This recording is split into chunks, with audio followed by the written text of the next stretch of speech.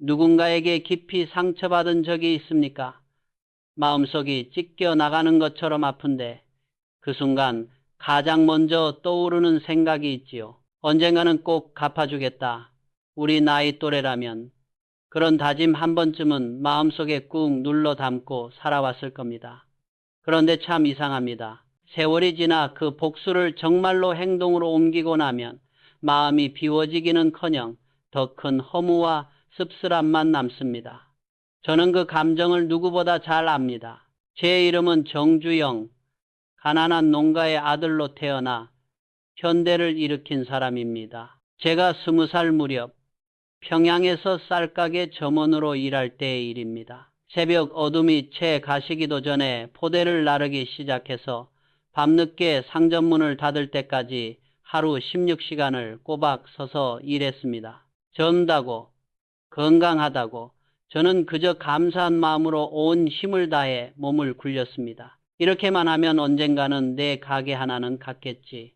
그런 소박한 꿈 하나 붙잡고 버틴 날들이었지요. 그러다 월급날이 찾아왔습니다. 땀에 젖은 손으로 저는 그날을 며칠 전부터 세고 또 셌습니다. 그런데 주인이 무심하게 이렇게 말하는 겁니다. 이번 달은 적자야. 줄 돈이 없어. 그 한마디로 제 한 달의 노력이, 아니 그동안 제가 품고 살던 작은 희망까지 한순간에 무너져 내렸습니다. 그날 밤 허름한 방 이불 속에서 저는 이를 악물고 떨고 있었습니다. 배고파서가 아니라 분해서 잠이 오지 않았습니다. 머릿속에는 두 개의 목소리가 싸우고 있었지요. 당장 가게로 달려가서 한바탕 뒤집어 엎어라. 이렇게 당하고만 살 거냐? 아니야. 참아라. 더 멀리 가서 더 크게 이겨라. 내 인생으로 갚아줘라. 솔직히 말하면 첫 번째 목소리가 더 시원해 보였습니다.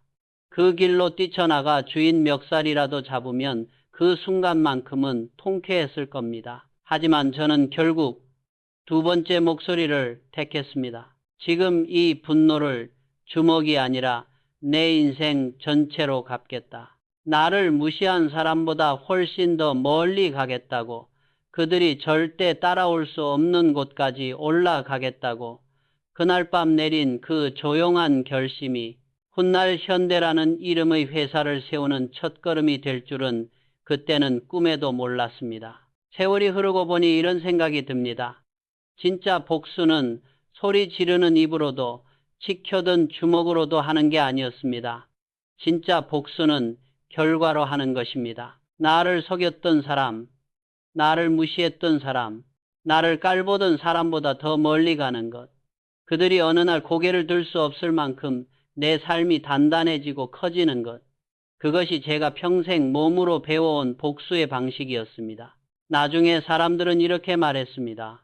현대가 없었다면 한국 경제의 기적도 달라졌을 것이다. 1960년대 이후 한국 경제는 한강의 기적이라고 불릴 정도로 연평균 10% 안팎의 고성장을 이어갔습니다. 1960년에 300만 달러에 불과하던 수출액이 1977년에는 100억 달러를 넘겼지요. 그 중심에는 자동차, 조선, 건설 같은 산업들이 있었고 현대도 그 흐름을 이끄는 기업 중 하나였습니다. 하지만 꼭 기억해야 할 것이 있습니다. 그 거대한 성과의 출발점은 평양 뒷골목의 한 점원이 느꼈던 억울함, 그리고 그 분노를 어디에 쓸 것인지에 대한 조용한 선택이었습니다.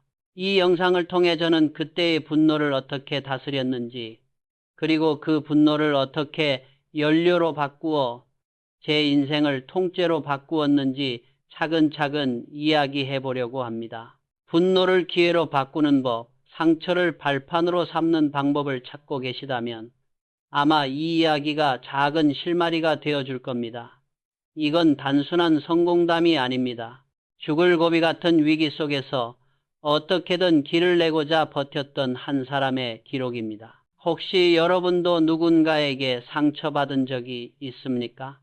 믿었던 사람의 배신, 가족의 모진 말, 직장에서 들은 모욕적인 한마디가 아직도 가슴 한구석을 찌르고 있습니까? 나이가 들수록 상처는 줄어들지 않습니다. 다만 겉으로 말하지 않을 뿐 마음속에는 오래된 흉터가 점점 더 쌓여갑니다. 우리 세대는 억울해도 참으라고 배웠고 속이 터져도 표현하지 않는 것이 미덕인 줄 알고 살아왔습니다. 그 대신 마음속 깊숙한 곳에 언젠가 반드시 갚아주겠다는 다짐을 조용히 숨겨두었지요. 그런데 여러분, 이렇게 한번 생각해 보십시오. 세상에는 두 가지 복수가 있습니다. 하나는 지금 당장 감정으로 되갚는 복수이고 다른 하나는 시간을 들여 내 인생으로 되갚는 복수입니다. 첫 번째 복수는 순간은 시원할지 몰라도 지나고 나면 후회가 남습니다. 두 번째 복수는 시간이 오래 걸리고 외로울 때도 많지만 언젠가 뒤돌아보면 그래, 그 선택으로 참 잘했다는 생각이 듭니다. 저는 후자를 택했습니다. 심리학자들은 말합니다. 분노를 억지로 없애려 하기보다 방향을 바꾸어주는 것이 더 현명한 방법이라고. 화를 참기만 하면 언젠가 폭발하지만 그 에너지를 배움이나 일, 운동 같은 건설적인 곳에 쓰면 오히려 삶의 추진력이 된다고 하지요. 실제 연구에서도 분노를 동기부여로 잘 전환한 사람들이 그렇지 않은 사람들보다 직업과 건강, 인간관계에서 더 안정적이라는 결과가 보고됩니다. 이런 이야기를 뒤늦게 책에서 읽으며 저는 속으로 웃었습니다. 아, 나는 그걸 책이 아니라 몸으로 먼저 배웠구나. 젊은 시절 저는 이렇게 마음속으로 되뇌곤 했습니다. 분노를 쥔 손으로는 아무것도 잡을 수 없다. 손을 펴야 더 큰 것을 붙잡을 수 있다. 주먹을 쥐고 있으면 내 손에는 상처 준 사람만 남습니다. 하지만 그 손을 펴고 새로운 기회를 붙잡으면 언젠가 그 상처조차도 내 이야기를 빛내주는 재료가 됩니다. 평양 점원 시절의 그 다짐이 훗날 서울에서 자동차 수리점을 열고 또다시 현대라는 이름으로 건설과 조선 자동차 사업에 뛰어드는 첫삽이 되었습니다. 물론 그 과정이 쉬웠던 것은 아닙니다. 누군가는 저를 속였고 누군가는 제 등을 치고 떠났습니다. 누군가는 한국에서 그런 사업은 절대 안 된다며 코웃음을 쳤습니다. 그때마다 제 마음속에서는 다시 두 개의 목소리가 싸웠습니다. 지금 당장 따져 묻자는 목소리와 말 대신 결과로 보여주자는 목소리. 그리고 저는 매번 후자를 택했습니다. 그 선택이 쌓이고 쌓여 언젠가 저를 비웃던 사람들이 제 앞에 와서 고개를 숙이게 만들었습니다. 그 순간 저는 더욱 확신했습니다. 복수는 칼이 아니라 결과로 하는 것이라고. 지금 이 영상을 보고 계신 당신께 묻고 싶습니다. 당신에게도 그런 상처가 있습니까? 누군가의 말, 배신, 무시 때문에 마음이 찢어졌던 적이 있습니까? 그렇다면 그 상처를 억지로 잊으려 하지 마십시오. 상처는 지우는 것이 아니라 방향을 바꾸어 써야 하는 것입니다. 지금부터 우리가 함께 할 일은 단 하나입니다. 분노를 감정으로 갚지 않고 인생으로 갚는 연습을 시작하는 것. 이후 영상에서는 제가 실제로 분노를 견디고 이겨냈던 순간들, 그리고 그것이 어떻게 현대의 시작이 되었는지를 좀 더 구체적으로 나누려고 합니다. 조선소를 짓던 울산의 바닷가에서 세계 최대의 조선사가 되기까지 겪었던 수많은 비웃음과 의심, 그 속에서 제가 어떻게 마음을 붙잡았는지 하나씩 들려드리겠습니다. 오늘 이 이야기 속에서 단 한 문장이라도 마음에 남았다면 앞으로도 함께 걸어가 봅시다. 구독과 알림을 켜두시면 다음 영상에서 제가 실제로 분노를 넘어섰던 결정적인 순간들, 그리고 그때 배운 인생의 원칙들을 계속 나누겠습니다. 언젠가 당신의 상처도 분명 당신의 힘으로 바뀔 수 있습니다. 그 길을 지금부터 천천히 함께 걸어가 보지 않겠습니까? 분노는 가장 위험한 불입니다. 잠깐이라도 제어하지 못하면 인생 전체를 태워버립니다. 관계를 태우고 명예를 태우고 결국 스스로를 태워버리지요. 그래서 저는 평생 이렇게 마음에 새기며 살아왔습니다. 분노를 다스려라, 냉정을 지켜라. 이 한 문장이 제 인생의 방향을 바꾸어 놓았습니다. 1940년대 저는 서울에서 작은 자동차 수리점을 운영하고 있었습니다. 지금처럼 차가 흔하던 시절이 아니었습니다. 전쟁의 그림자가 짙고 물자도 부족하고 부품 하나 구하는데도 며칠씩 걸리던 때였습니다. 차를 가지고 오는 손님들 대부분은 먹고 살기 바쁜 사람들이었고 저 역시 하루를 버티기 버거운 형편이었지요. 그런 상황에서 일어났던 한 사건이 제 분노를 다루는 법을 완전히 바꿔 놓았습니다. 어느 날 한 손님이 차를 맡기고 갔습니다. 저는 밤늦게까지 깔판 위에 누워 기름때를 뒤집어 쓴 채 수리를 마쳤습니다. 부품을 아껴가며 어떻게든 비용을 줄이려고 애쓰면서도 그래도 일은 제대로 해야 한다는 생각으로 손을 놓지 않았죠. 그리고 약속한 날 차를 말끔히 고쳐 세워두었습니다. 그런데 그 손님이 와서 차를 가져가면서 이 한마디를 툭 던지고는 그냥 떠나버렸습니다. 지금 돈이 없으니 나중에 줄게. 그리고 그 나중은 끝내 오지 않았습니다. 며칠 뒤 더 황당한 일이 벌어졌습니다. 그 사람이 주변 사람들에게 이렇게 떠들고 다닌다는 이야기가 들려온 겁니다. 정주영, 그 사람 사기꾼이야. 제대로 고치지도 못하고 돈만 밝히더라. 그 말을 듣는 순간 제 안에서 피가 거꾸로 솟는 것 같았습니다. 내가 밤새워 일한 게 어디인데 누가 누구를 사기꾼이라고 해. 마음속에서 분노가 폭발했습니다. 그 사람 집으로 당장 달려가 따지고 큰 소리로 욕이라도 해야 직성이 풀릴 것 같았습니다. 하지만 저는 한참을 걸으면서 스스로에게 물었습니다. 지금 이 감정대로 움직이면 결국 누가 손해를 볼까? 정말로 이 싸움이 나를 키우는가? 아니면 나를 깎아내리는가? 그때 머릿속에 이런 생각이 떠올랐습니다. 지금 분노대로 움직이면 나는 그 사람보다 더 작은 인간이 된다. 내 분노를 증명하려다 내 품격을 잃을 수는 없다. 그렇게 생각하니 발걸음이 그 사람 집이 아니라 다시 공장으로 방향을 돌리기 시작했습니다. 공장으로 돌아와 저는 그날 밤 기름 냄새 나는 작업대에 홀로 앉았습니다. 그리고 종이와 연필을 꺼내 들었습니다. 화낼 시간에 뭐라도 남기자. 내 화를 시스템으로 바꾸자. 그렇게 만들어진 것이 고객 불만을 줄이기 위한 새로운 정비 매뉴얼이었습니다. 어떤 고장이 오면 어떻게 설명할 것인가? 수리 과정은 어떻게 공유할 것인가? 비용은 어떻게 미리 안내할 것인가? 저는 하나하나 적어 내려갔습니다. 손님이 불안해할 만한 지점을 미리 줄이고 오해가 생기지 않도록 설명하는 방법을 정리했습니다. 분노에 휘둘렸다면 절대 떠올리지 못했을 생각들이 오히려 그 분노 덕분에 쏟아져 나오기 시작한 겁니다. 시간이 지나면서 놀라운 일이 벌어졌습니다.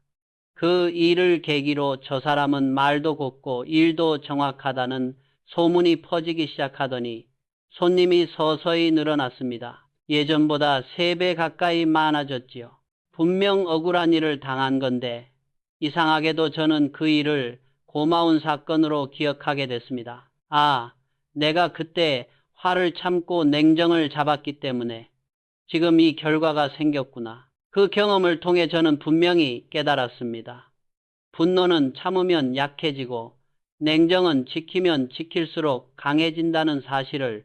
감정이 폭발하면 그 순간은 통쾌할지 몰라도 결국 남는 건 후회뿐입니다. 그러나 분노를 눌러 이겨내면 그 에너지가 다시 나를 성장시키는 힘으로 변합니다.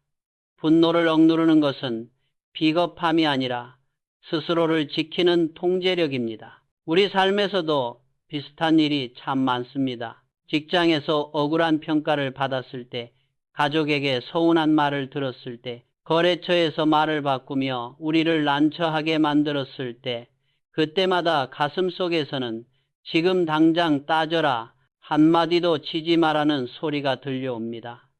하지만 그 소리를 그대로 따라가면 결국 잃는 건 나의 평판이고 나의 건강입니다. 요즘 심리 연구를 보면 순간적인 분노를 폭발시키는 사람들보다 감정을 한번 삼키고 상황을 다시 보는 사람들이 일과 관계에서 더 좋은 평가를 받는다고 합니다. 분노를 통제하는 능력이 높은 사람이 승진 가능성도 더 크고 건강 지표도 더 좋다는 보고도 있습니다. 화가 날 때마다 심장이 빨리 뛰고 혈관이 수축되는데 그 상태가 오래 지속되면 고혈압과 심혈관 질환 위험까지 올라간다고 하지요.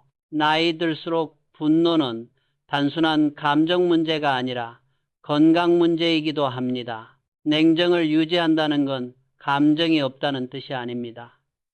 다만 감정보다 목표를 앞에 두는 태도, 그것이 바로 냉정입니다. 누군가 당신을 모욕하더라도 속으로 이렇게 한번 속삭여 보세요. 지금은 말할 때가 아니다. 지금은 반격할 때가 아니라 나를 키울 때다.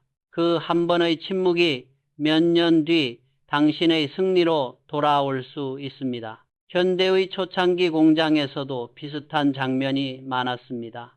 처음 공장을 돌리기 시작했을 때 불량품이 쏟아져 나왔습니다.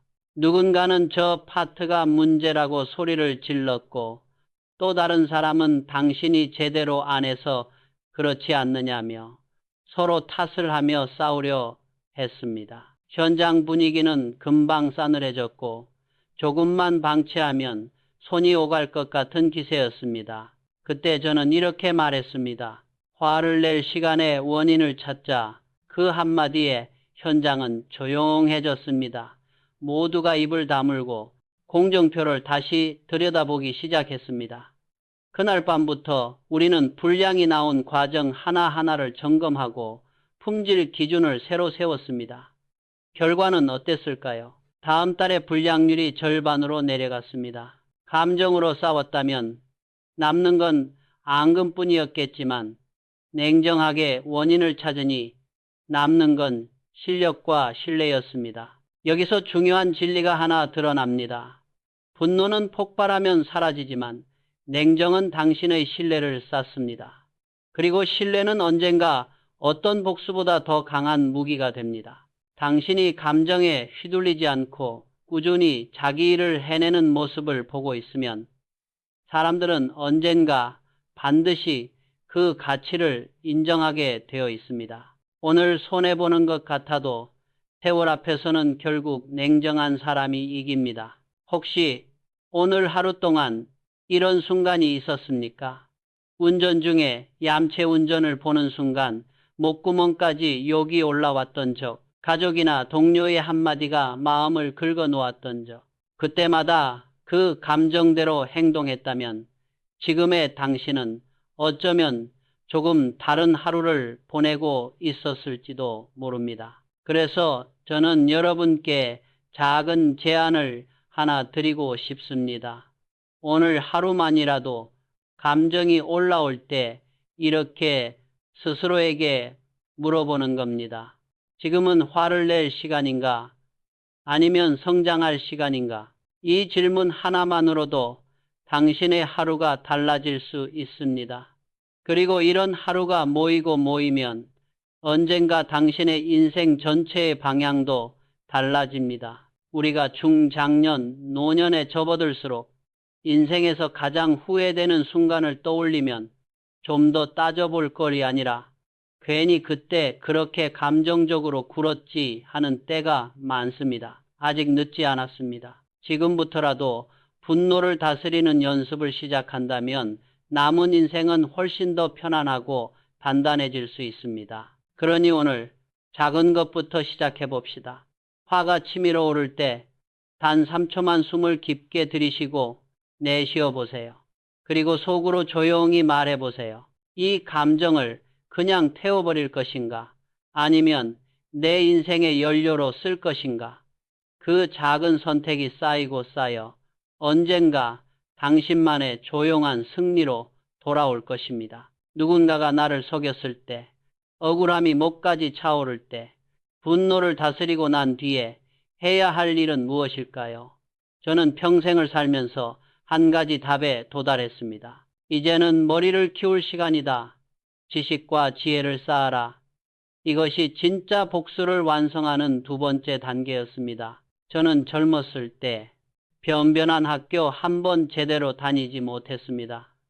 책 한 권, 신문 한 장이 얼마나 귀한지 온몸으로 알던 세대입니다. 해방 직후만 해도 우리나라 성인 대부분이 글을 제대로 읽고 쓰지 못했습니다. 1945년 성인 문해율은 20% 남짓에 불과했고 글자를 모르는 사람이 훨씬 많았습니다. 그런 나라가 1970년이 되자 성인 대부분이 글을 읽고 쓸 수 있는 수준까지 올라섰고 1960년대에는 초등학교, 70년대에는 중학교, 80년대에는 고등학교까지 거의 모두가 다니는 나라가 되었습니다. 교육이 곧 나라의 운명을 바꾼다는 걸 우리는 실제로 경험한 세대입니다. 그런데 저는 그 흐름보다 조금 뒤에서 늘 배움에 목말라 있었습니다. 평양에서 점원으로 일할 때도 서울에서 수리점을 운영할 때도 마음 한구석에는 항상 이런 갈증이 있었습니다. 배우고 싶다. 세상이 어떻게 돌아가는지 알고 싶다. 그래서 서울에 올라온 뒤 저는 매일 새벽마다 신문을 빌려 읽었습니다. 돈이 없으니 구독은 엄두도 못 냈고 떡집이든 이발소든 어디 한 구석에서라도 신문을 잠깐 빌려보는 게 제 하루의 시작이었습니다. 경제기사, 기술기사, 세계 소식을 찾아 한 줄 한 줄 눈에 새겨 넣었습니다. 이해가 안 되면 밑줄을 그어 두었다가 나중에 아는 사람에게 묻고 또 물었습니다. 주변 사람들은 고개를 저었습니다. 정 사장, 사업하느라 바쁜 사람이 무슨 공부야. 그냥 돈이나 잘 벌면 됐지. 하지만 저는 속으로 이렇게 생각했습니다. 공부하지 않는 사업가는 결국 숫자에 속하고 사람에게 속한다. 세상은 매일 변하는데 어제 배운 것 하나로 오늘을 버티려 한다면 언젠가는 반드시 큰 코 다칠 거라고 믿었습니다. 그래서 저는 하루 일을 마치고 난 뒤 꼭 책을 펼쳤습니다. 회계, 기계, 무역, 건설, 심지어 철학책까지 손에 잡히는 대로 읽었습니다. 책 속에는 이유는 어디에서 생기는가, 위험은 어떻게 나누는가, 사람의 마음은 왜 이렇게 움직이는가 같은 답들이 숨어 있었습니다. 그때는 몰랐습니다. 하지만 지금 돌아보면 그 책들이 없었다면 현대라는 이름의 기업도 존재하기 어려웠을 겁니다. 지식은 단순한 정보가 아니라 위기를 예측하고 기회를 읽는 힘이었습니다. 1960년대 이후 한국은 수출 중심의 경제 전략으로 방향을 틀면서 불과 몇십 년 만에 세계 10위권의 수출 강국이 됩니다. 당시 많은 기업들이 눈앞의 이익만 쫓을 때 저는 신문과 책을 통해 해외 시장과 기술 흐름을 유심히 살폈습니다. 앞으로 10년, 20년 뒤 세상은 어디로 가고 있을까? 이 질문이 저를 건설에서 자동차로 또 조선과 중공업으로 이끌었습니다. 울산의 바닷가에 조선소를 짓고 자동차 공장을 세운 것도 결국 그 배움에서 얻은 확신 때문이었습니다. 사람들은 종종 묻습니다. 그건 운이 좋았던 거 아닙니까? 물론 운도 있었겠지요. 하지만 그 운이 찾아왔을 때 문을 열어줄 수 있었던 건 매일 쌓아올린 공부 덕분이었습니다. 배운 만큼 길이 보이고 길이 보이면 두려움이 줄어듭니다. 남들은 앞이 캄캄하다고 말할 때도 저는 머릿속에서 하나둘 가능성을 그려볼 수 있었습니다. 여러분도 아마 느끼실 겁니다. 나이가 들수록 세상 돌아가는 이야기가 점점 낯설어집니다. 스마트폰, 인공지능, 디지털 자산, 젊은이들이 쓰는 말은 도통 무슨 뜻인지 모르겠고 텔레비전 뉴스에서 나오는 경제 용어들도 점점 머리 위로 지나가는 것 같지요. 그러다 보면 이제 와서 내가 뭘 더 배우겠나, 그냥 이렇게 살다 가는 거지 라는 마음이 슬그머니 자리를 잡습니다. 하지만 요즘 뇌과학 연구를 보면 이야기가 조금 다릅니다. 연구자들은 이렇게 말합니다. 뇌는 나이가 들어도 계속 변하고 계속 배울 수 있다.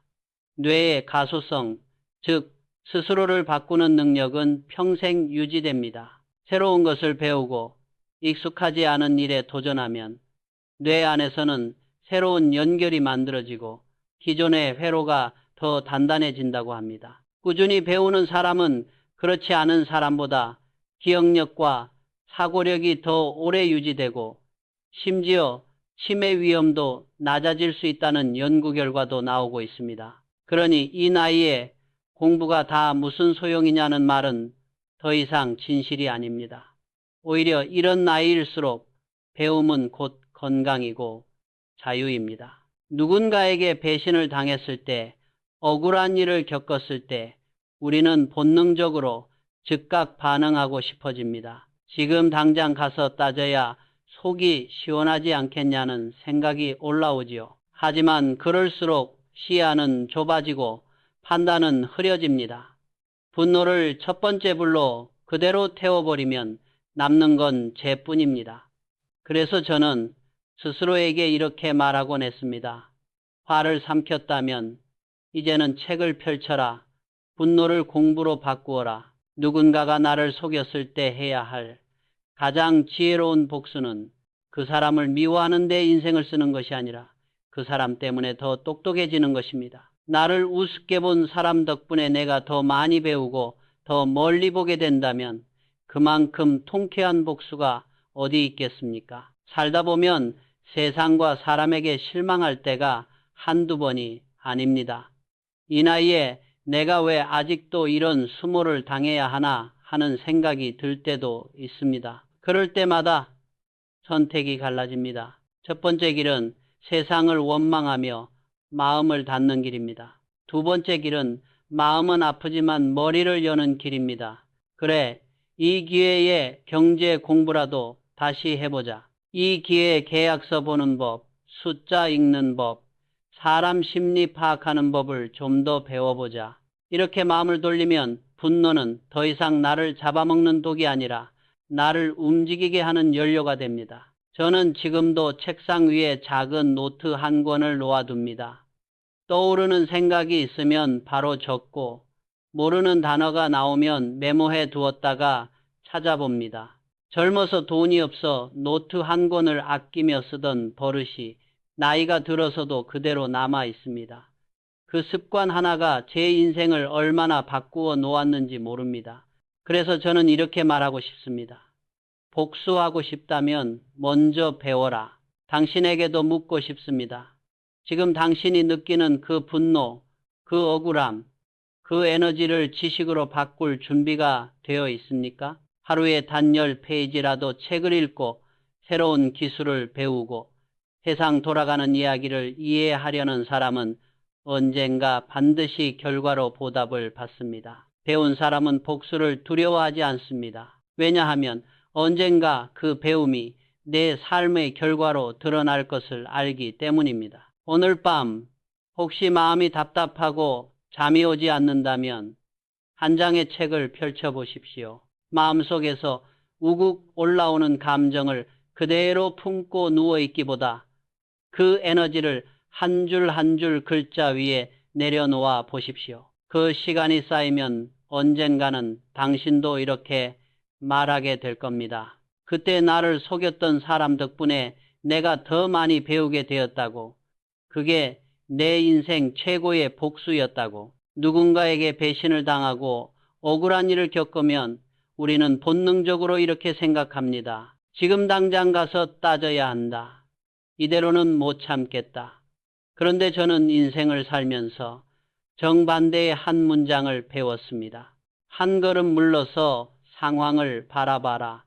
이 말은 제 인생의 큰 위기마다 저를 살려준 말이었습니다. 1970년대 초 울산 조선소 건설 현장이 바로 그런 곳이었습니다. 그때 우리는 아무것도 없는 바닷가 모래사장 위에 세계에서 가장 큰 조선소를 짓겠다고 나선 사람들이었습니다. 1972년 3월 울산 미포만의 빈 해변에 첫 삽을 뜨고 시프야드와 초대형 유조선 두 척을 동시에 짓기 시작했습니다. 불과 2년 조금 넘는 1974년에 조선소 완공과 함께 26만 톤급 초대형 유조선을 인도하는 세계 조선 역사에서도 전례 없는 일을 해낸 것이지요. 하지만 그 화려한 결과만 보고 있으면 그 뒤에 있던 수많은 위기와 분노의 순간들은 보이지 않습니다. 공사를 시작하고 나니 예상치 못한 어려움이 밀려왔습니다. 자재는 제때 들어오지 않았고 노동자들 사이에서는 이 사업이 과연 끝까지 갈 수 있겠냐는 불만이 쌓였습니다. 해외 파트너들은 한국이 무슨 배를 짓느냐, 이건 실패할 사업이라며 비웃었습니다. 게다가 1970년대 중반 세계 조선업은 오일 쇼크와 경기 침체로 큰 타격을 받았습니다. 현대중공업도 설립 초기부터 수주 취소와 업황 악화로 심각한 위기를 겪었지요. 솔직히 말해서 저도 처음엔 분노가 치밀어 올랐습니다. 이게 다 누구 책임이냐? 왜 약속한 대로 자재를 보내지 않는 거냐? 왜 뒤에서 비웃기만 하느냐? 머릿속에는 누군가를 탓하고 싶은 얼굴들이 하나둘 떠올랐습니다. 하지만 그날 밤 저는 혼자 현장 옆 바닷가를 걸었습니다. 어두운 바다 위에 공사장 불빛이 흔들리고 있었고 멀리서 쇳소리와 사람들의 고함 소리가 섞여 들려왔습니다. 그때 저는 스스로에게 물었습니다. 지금 화를 내고 책임을 따지면 뭐가 달라지나? 정말 이 분노가 문제를 해결해 줄까? 답은 명확했습니다. 화를 낸다고 배가 더 빨리 지어지는 것도 아니고 자재가 더 빨리 도착하는 것도 아니었습니다. 결국 달라져야 할 것은 사람도 자재도 아닌 나의 시야였습니다. 그래서 저는 마음을 다잡고 한 발 물러서기로 했습니다. 다음 날 저는 지도 한 장을 펼쳐놓고 전체 공정과 자재의 흐름을 처음부터 끝까지 다시 점검했습니다.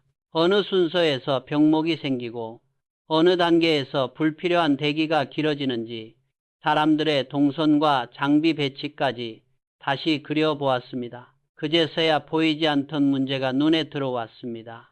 문제는 누구가 아니라 순서에 있었습니다. 한 걸음 뒤로 물러나 보니 어제까지는 보이지 않던 해답이 조금씩 모습을 드러냈습니다. 공정 순서를 조정하고 자재 반입 동선을 바꾸고 작업팀 구성을 다시 짜자 현장이 서서히 안정되기 시작했습니다. 불만을 터뜨리던 사람들도 차츰 이를 따라오기 시작했고 공정은 다시 제자리를 찾아갔습니다. 그때 저는 아주 단순한 진리를 몸으로 배웠습니다. 멀리 보려면 먼저 멈춰야 한다.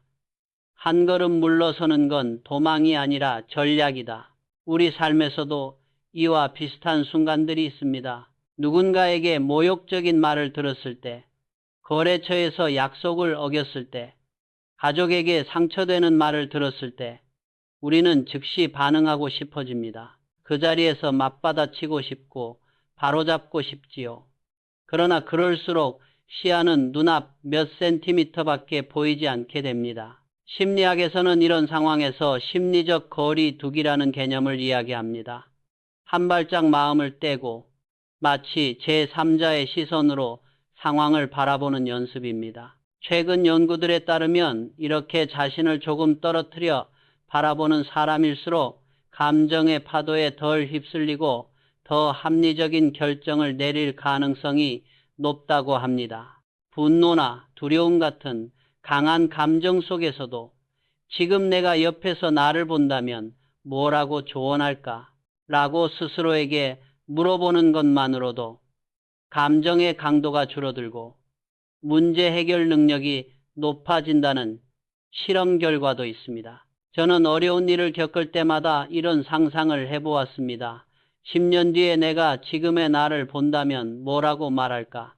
아마 이렇게 말했겠지요. 지금은 조금 억울하고 화나겠지만 이 일도 결국 지나간다. 감정은 잠깐이고 선택은 오래 남는다. 감정을 먼저 세우지 말고 방향을 먼저 세워라. 1970년대 한국 조선업은 세계적으로도 쉽지 않은 환경 속에서 출발했습니다. 세계 조선 시장은 경기 침체와 과잉 공급으로 휘청거렸고 선박 발주도 크게 줄어들었습니다. 그럼에도 현대는 울산 조선소를 완공하고 기한 내에 초대형 유조선을 인도해 세계의 이목을 끌었습니다. 지금 돌아보면 그때 한 걸음 물러서 전체 판을 본 선택이 한국을 세계적인 조선 강국으로 이끈 시작이었습니다. 오늘날 한국 조선업은 오랫동안 세계 시장에서 30% 안팎의 점유율을 유지하며 고부가 가치 선박 분야에서 여전히 중요한 위치를 차지하고 있습니다. 우리 인생도 비슷합니다. 배신당했을 때, 억울한 말을 들었을 때 우리는 당장 반격하고 싶지만 그때 잠시 멈추는 연습이 필요합니다. 화가 치밀어 오를 때 이렇게 자신에게 물어보는 겁니다. 지금 당장 반응하는 게 나에게 이득인가? 아니면 하루를 두고 천천히 생각하는 게 나에게 이득인가? 한 걸음 물러서면 감정과 나 사이에 작은 공간이 생깁니다. 그 공간이 바로 냉정이 들어올 자리이고 지혜가 숨쉴 자리입니다. 그때 비로소 보이는 길이 있습니다. 혹시 최근에 누군가 때문에 크게 화가 났던 적이 있습니까?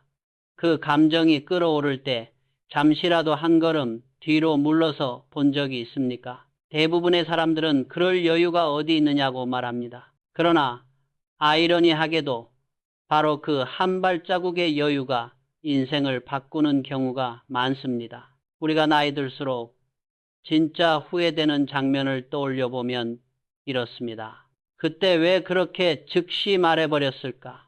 왜 하룻밤만이라도 더 생각해 보지 못했을까? 이미 지나간 말은 도로 주워 담을 수 없습니다. 하지만 앞으로 나올 말은 잠시 멈추면 얼마든지 바꿀 수 있습니다. 그래서 저는 이렇게 정리하고 싶습니다.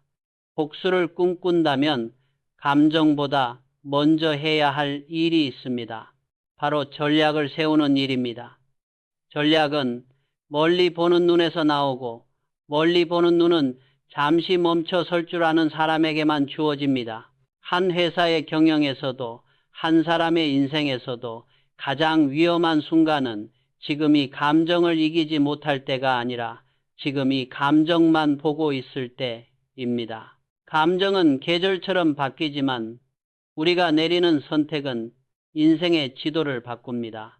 오늘 하루 혹시라도 누군가의 말이나 행동 때문에 마음이 요동친다면 바다를 바라보며 한 걸음 물러섰던 그 밤을 떠올려 보십시오. 그리고 스스로에게 조용히 물어보세요. 지금은 싸울 때인가? 아니면 한 걸음 물러서서 판을 다시 짤 때인가? 그 질문 하나가 당신의 분노를 전략으로 바꾸어 줄 것입니다. 그리고 언젠가 시간이 지나 돌아보았을 때 오늘 잠시 멈춰섰던 그 한 걸음이 당신 인생의 방향을 바꾸어 놓았다는 사실을 깨닫게 될지도 모릅니다. 복수를 꿈꿀 때 많은 사람들은 상대를 이기기 위한 말과 행동만 떠올립니다. 하지만 저는 평생을 살며 이렇게 깨달았습니다. 복수를 꿈꾼다면 먼저 전략을 세우고 자산을 쌓아라. 돈은 단순한 종이가 아닙니다. 세상에 휘둘리지 않고 스스로 결정할 수 있게 만드는 자유의 도구입니다. 돈이 없으면 억울해도 말 한마디 제대로 못할 때가 많습니다. 반대로 최소한의 여유가 있으면 감정에 휘둘리지 않고 한 번 더 생각할 여유가 생깁니다. 저는 가난한 농가의 장남으로 태어났습니다. 어릴 적부터 한 푼이 천금이라는 것을 온몸으로 배웠습니다. 평양에서 점원으로 일할 때도 밥 한 끼를 굶더라도 노트와 연필을 사는데 돈을 썼습니다. 그 습관은 서울에 올라와서도 변하지 않았습니다. 수리점을 운영할 때, 또 현대건설을 세우기 전 저는 늘 방 한 칸짜리에서 살았습니다. 낡은 책상 하나, 밥상 하나, 그리고 장부 한 권. 그 장부에는 단 한 줄도 대충 적힌 것이 없었습니다. 오늘 들어온 돈, 오늘 나간 돈, 그 단순한 기록이 저를 살리고 회사를 지키는 기둥이 되었습니다. 1960년대 한국 경제는 지금과는 비교도 할 수 없을 만큼 불안정했습니다. 1960년 1인당 국민소득은 100달러 남짓에 불과했고 세계에서 가장 가난한 나라 중 하나로 꼽혔습니다. 그러나 1960년대 후반부터 수출 중심 공업화가 본격적으로 시작되면서 기업들은 앞다투어 공장을 늘리고 사업을 확장하기 시작했습니다. 이런 시기에 많은 회사들이 무리한 투자를 했다가 자금난과 부도로 무너졌습니다. 그때 저는 확신했습니다. 지출을 줄이지 않으면 아무리 많이 벌어도 남는 것이 없다. 그래서 현대에서는 불필요한 사무실 장식 하나, 의미 없는 회식 한 번도 허투루 허락하지 않았습니다. 누군가는 너무 인색한 것 아니냐고 말했지만 저는 알았습니다. 이 절약이 언젠가 위기를 버틸 힘이 된다는 것을. 실제로 1970년대 두 차례 오일 쇼크와 경기 침체 속에서 많은 기업들이 쓰러졌지만 재무 구조를 단단히 다진 기업들은 끝까지 버텨냈습니다. 사람들은 흔히 절약을 인색함으로 오해합니다. 하지만 진짜 절약은 아끼는 것이 아니라 지켜내는 것입니다. 감정적으로 쓰는 돈은 복수의 기회를 줄이고 의식적으로 모은 돈은 당신의 냉정을 지켜줍니다. 통장 잔고가 바닥을 치면 작은 말 한마디에도 예민해지고 사소한 일에도 마음이 흔들리기 쉽습니다. 반대로 최소한의 비상금이 있으면 상대의 무례에 굳이 즉시 반응하지 않고 웃어 넘길 여유도 생깁니다. 한 번은 이런 일이 있었습니다. 회사의 한 임원이 회사 돈을 함부로 쓰고 난 뒤 이렇게 말했습니다. 회사를 위해 쓴 돈입니다. 그날 저는 단호하게 말했습니다. 회사를 위하는 길은 쓰는 것이 아니라 남기는 것이다. 그 후 현대에서는 모든 원가는 반드시 기록하라는 원칙을 세웠습니다. 작은 부품 하나, 작은 출장비 하나라도 장부 밖으로 나가는 일이 없도록 했습니다. 그 원칙이 수십 년이 지나도 회사의 뼈대가 되어 주었습니다. 우리 삶도 마찬가지입니다. 복수를 하려면 냉정을 잃지 말아야 합니다. 그리고 냉정을 지키는 가장 확실한 방법이 바로 돈입니다. 통장에 여유가 있으면 마음에도 어느 정도의 여유가 생깁니다. 반대로 재정이 불안하면 작은 자극에도 쉽게 흔들립니다. 돈은 욕심의 도구이기 전에 마음이 버틸 수 있게 해주는 버팀목입니다. 경제학자들은 가계의 비상자금이 심리적 안정에 미치는 영향을 자주 연구합니다. 여러 조사에서 3, 6개월치 생활비 정도의 비상자금을 가진 사람들은 그렇지 않은 사람들보다 스트레스 수준이 낮고 예상치 못한 위기 상황에서도 더 침착하게 대응하는 경향이 있다고 합니다. 중장년층에게는 의료비, 자녀 문제, 은퇴 준비 등 갑작스러운 지출이 많습니다. 이때 감정에 휩쓸려 소비를 해버리면 정작 중요한 순간에 쓸 힘이 사라집니다. 저는 젊은 시절부터 이런 원칙을 세우고 살았습니다. 남들 앞에서 보여주기 위해 쓰지 마라. 내 인생을 지키기 위해 남겨라. 남들이 좋은 차를 타고 좋은 옷을 입는다고 해서 뒤처질까 걱정할 필요는 없습니다. 중요한 것은 지금의 체면이 아니라 앞으로 10년, 20년 뒤 당신이 어떤 표정을 짓고 있을지입니다. 당신 주변에도 이런 사람이 있지 않습니까? 말은 복수할 거야, 언젠가 보여줄 거야 라고 하면서 정작 매달 카드값에 시달리며 남들 눈치를 보느라 자신이 정말 필요한 선택을 못하는 사람. 반대로 겉으로는 소박하게 살지만 안으로는 묵묵히 자산을 쌓고 있는 사람도 있습니다.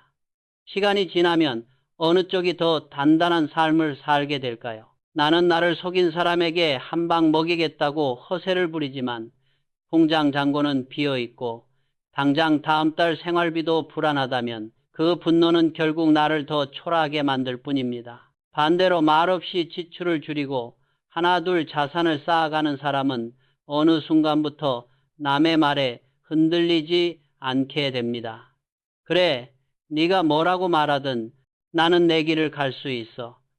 이 말이 가능해지는 순간이 바로 진짜 자유입니다. 그래서 저는 이렇게 묻고 싶습니다. 지금 당신의 통장에 있는 돈이 당신의 분노보다 강합니까? 만약 아직 그렇지 않다면 오늘부터 작은 실천을 시작해 보십시오. 불필요한 지출을 하루에 1,000원이라도 줄이는 것. 감정이 올라올 때마다 충동구매 대신 통장을 한 번 더 들여다보는 것.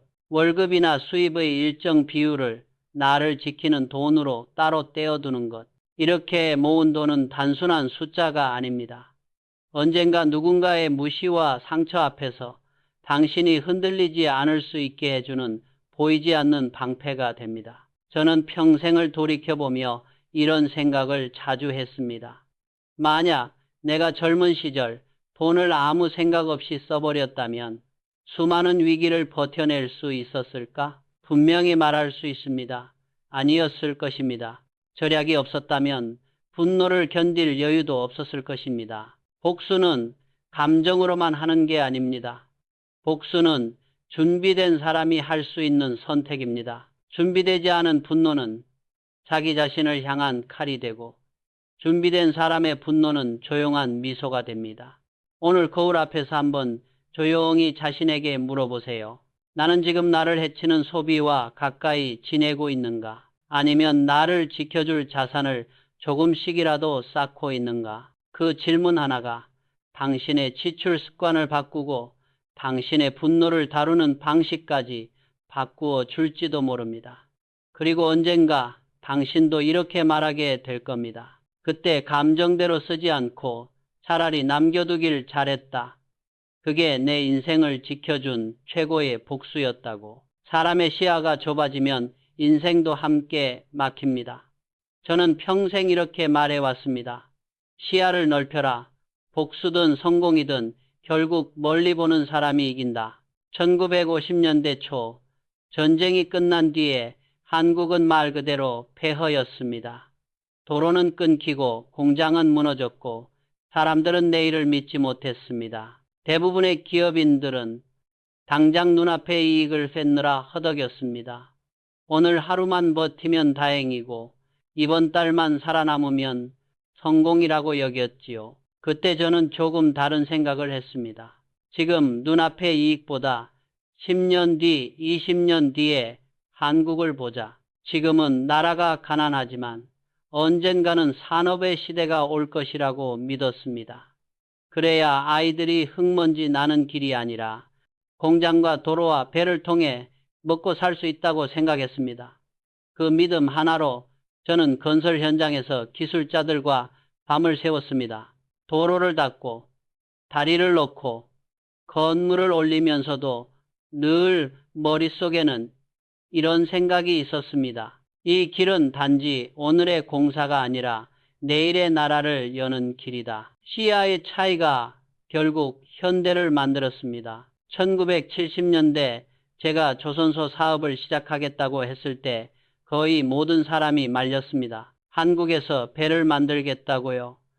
그건 일본이나 하는 일이지 우리나라에서는 불가능합니다. 그 말들은 어쩌면 현실적인 판단이었을지도 모릅니다. 당시 한국에는 제대로 된 조선소도 경험 많은 기술자도 많지 않았습니다. 자본도 부족했고 세계 조선 시장은 이미 영국과 일본 같은 나라들이 꽉 잡고 있었습니다. 그런 상황에서 울산 바닷가에 서서 여기에 세계적인 조선소를 만들겠다고 말하는 건 누가 보아도 무모한 도전이었습니다. 하지만 저는 눈앞의 불가능보다 먼 미래의 가능성을 보려고 했습니다. 바다를 바라보며 스스로에게 이렇게 말했습니다. 지금은 아무것도 없지만 언젠가는 이 바다 위를 한국에서 만든 배들이 오르내릴 것이다. 이 바다 위에 한국의 꿈을 띄우겠다. 그 시야 하나로 우리는 불가능해 보이던 일을 현실로 바꾸었습니다. 울산 미포만의 모래사장 위에 세계적인 조선소가 세워졌고 한국은 몇십 년 뒤 세계조선 강국으로 불리게 되었습니다. 복수도 마찬가지입니다. 당신을 무시하고 비웃는 사람이 있습니까? 당신이 뭘 할 수 있겠냐고, 그 나이에 뭘 또 시작하겠냐고 말하는 사람이 있습니까? 그 사람에게 감정적으로 대응하고 싶은 마음이 올라올 겁니다. 하지만 그 순간 이렇게 생각해 보십시오. 이 싸움은 지금 여기서 끝나는 싸움이 아니다. 내 인생 전체에서 보면 작은 한 장면일 뿐이다. 나는 이 한 장면에 매달릴 것인가? 아니면 전체 이야기를 바꿀 것인가? 시야를 넓힌다는 것은 오늘의 분노를 내일의 가능성 위에 올려놓는 일입니다. 그 사람에게 당장 소리치고 싶은 마음을 꾹 눌러두고 몇 년 뒤 그 사람의 입을 다물게 할 결과를 떠올려 보는 것입니다. 오늘의 말다툼에서 이기기보다 인생의 판을 바꾸는 쪽을 선택하는 것이지요. 시야가 좁은 사람은 이렇게 말합니다. 지금 바로 여기서 내가 이겨야 해. 시야가 넓은 사람은 이렇게 말합니다. 지금 조금 져도 괜찮다. 대신 앞으로 10년 동안 이길 준비를 하겠다. 저는 평생 이렇게 배웠습니다. 당장의 싸움에 이기기보다 인생의 판을 바꿔라. 우리가 중장년, 노년이 되면 인생에서 이미 수많은 싸움을 치르고 지나왔습니다. 그중 정말 기억에 남는 승부는 어떤 것입니까? 따지고 보면 그때 그 말싸움에 이겼던 기억보다는 참고 견디고 준비했던 덕분에 결국 더 좋은 자리에 서게 되었던 순간들이 더 강하게 남아있지 않습니까? 지금 당신이 겪는 억울함, 모욕, 실패, 그건 모두 큰 그림 속에 있는 한 조각일 뿐입니다. 조각만 보고 있으면 그림이 엉망으로 보입니다. 그러나 한 발짝 물러나 전체를 보면 그 조각이 어디에 들어가야 할지, 어떤 의미를 갖는지 조금씩 보이기 시작합니다. 경제학자들은 장기 투자와 단기 투기의 차이를 자주 이야기합니다. 단기적으로는 가격이 오르락내리락 하지만 장기적으로는 성장하는 자산에 투자한 사람이 결국 더 큰 수익을 얻는 경우가 많습니다. 인생도 비슷합니다. 순간의 감정과 자존심에 올인하는 사람보다 긴 시간을 두고 자신의 가치를 올리는 데 투자하는 사람이 결국 더 큰 결과를 얻게 됩니다. 시야가 넓은 사람은 남의 말에 쉽게 휘둘리지 않습니다. 누가 넌 안 돼, 너는 이미 늦었어 라고 말해도 속으로 이렇게 생각할 줄 압니다. 당신의 시야에서는 그럴지 몰라도 내 시야에서는 아직 길이 남아있다. 반대로 시야가 좁은 사람은 작은 자존심 하나를 지키려다가 큰 기회를 놓칩니다. 당장 한마디 지지 않으려고 앞으로 함께 할 수 있던 인연을 끊어버리기도 하고 순간의 분노를 이기지 못해 오랜 시간 쌓아온 신뢰를 무너뜨리기도 합니다. 저는 사업을 하면서 수없이 이런 장면을 보았습니다. 작은 단가 문제로 끝까지 싸우다가 평생 갈 수 있던 거래처를 잃어버리는 경우, 잠깐의 오해를 풀지 못해 오랫동안 함께 일하던 동료와 등을 돌리는 경우, 조금만 시야를 넓혀보면 다르게 선택할 수도 있었던 일들입니다. 오늘 당신의 시야는 어디에 머물러 있습니까? 오늘의 분노입니까? 아니면 내일의 가능성입니까? 이 질문은 결코 추상적인 말이 아닙니다. 예를 들어 직장에서 부당한 평가를 받았다고 합시다. 시야가 좁으면 이렇게 생각합니다. 지금 당장 상사에게 따져야겠다. 왜 나를 이렇게 무시하느냐고. 하지만 시야를 넓혀보면 다른 선택도 보입니다. 이번 일은 억울하지만 이 회사를 통해 내가 배울 수 있는 것이 아직 있는가? 지금 당장 그 사람과 싸우는 것보다 이 경험을 밑거름 삼아 더 좋은 자리로 옮길 준비를 하는 게 나에게 이득인가? 복수라는 말을 조금 다르게 보면 결국 내 삶을 더 좋은 방향으로 증명해내는 것입니다. 오늘 내 자존심이 조금 상하더라도 내일 내 인생 전체가 한 단계 올라갈 수 있다면 그 선택이야말로 가장 지혜로운 복수입니다. 저는 이런 경험을 여러 번 했습니다. 한국에서는 안 된다고 말하던 외국인 투자자들, 당신 수준에서 이 정도면 됐지 더 뭘 바라느냐라고 말하던 사람들, 그들의 말 한마디 한마디가 제 마음속에 상처로 남았습니다. 하지만 그 상처를 곱씹으며 그 사람들을 증오하는 대신 저는 시야를 더 넓히는 쪽을 택했습니다. 그래, 당신이 보는 한국은 작을지 몰라도 내가 보는 한국은 다르다. 당신이 보는 나는 이 정도일지 몰라도 내가 보는 나는 아직 갈 길이 많다. 그 믿음 하나가 조선자동차, 건설, 중공업, 전자까지 이어지는 길을 열었습니다. 당신도 지금 누군가에게 상처받았습니까? 그렇다면 이렇게 마음을 돌려보십시오. 지금 이 순간의 억울함이 내 인생 전체의 방향을 바꾸는 출발점이 될 수는 없을까? 오늘의 욕설과 무시는 내일 당신이 서게 될 자리에서 아주 작은 에피소드가 될 수도 있습니다. 중요한 것은 그 말을 해준 사람이 아니라 그 말을 들은 뒤에 당신이 어떤 시야를 선택하느냐입니다. 시야를 넓히는 순간 복수는 자연스럽게 성장으로 바뀝니다. 그 사람을 이기는 게 목적이 아니라 어제의 나를 넘는 것이 목적이 되기 때문입니다. 그러니 오늘 밤 잠들기 전에 이렇게 자신에게 물어보세요. 나는 지금 어디까지 보고 있는가? 오늘만 보고 화내고 있는가? 아니면 내 인생의 10년 뒤를 떠올리며 선택하고 있는가? 그 질문 하나가 당신의 마음을 오늘의 분노에서 내일의 가능성으로 이끌어 줄 것입니다. 그리고 언젠가 당신도 이렇게 말하게 될지 모릅니다. 나를 무시하던 사람은 그대로 그 자리에 있었지만 나는 내 시야만 넓혔을 뿐인데 어느새 전혀 다른 곳에 서 있게 되었다고. 그 순간 이미 복수는 끝난 것입니다. 살다 보면 당신을 속이고 이용하고 상처 주는 사람을 꼭 만나게 됩니다. 젊을 때는 그런 사람만 만나도 화가 치밀어 올라 언젠가 꼭 갚아주겠다는 생각부터 듭니다. 그러나 세월이 지나 돌아보니 진짜 현명한 사람은 복수보다 먼저 이런 질문을 던지는 사람이었습니다. 저 사람은 내 곁에 두어야 할 사람인가? 아니면 지금 끊어야 할 사람인가? 다시 말해 복수보다 먼저 해야 할 일은 나를 해치는 사람을 구별하는 것입니다. 이 한 가지 원칙이 인생의 방향을 완전히 바꿉니다.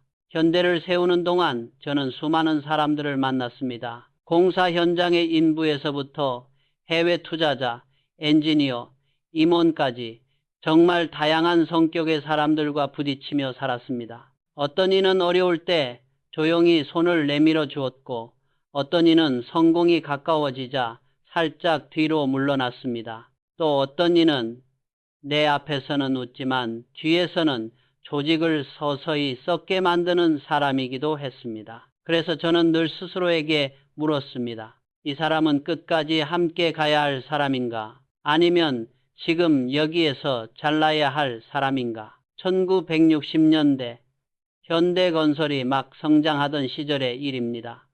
당시 한 간부가 있었습니다.